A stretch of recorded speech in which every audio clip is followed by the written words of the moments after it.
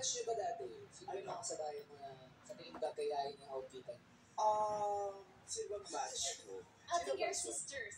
O yung pala man baka ako pakatadya ko na sa puso. Hindi ako magagawa sila sa tangkal sa itong sinabi ko. Your sisters. Tsaka muna. Wait. Ano ko? Wala.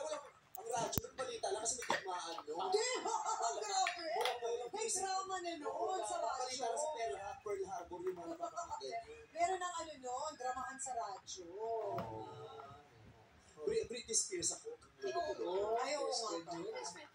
Best friend ko, hindi na kayo masyadong okay. Bakit? Ano man? Gusto kasi magpahinga ka muna. Talaga?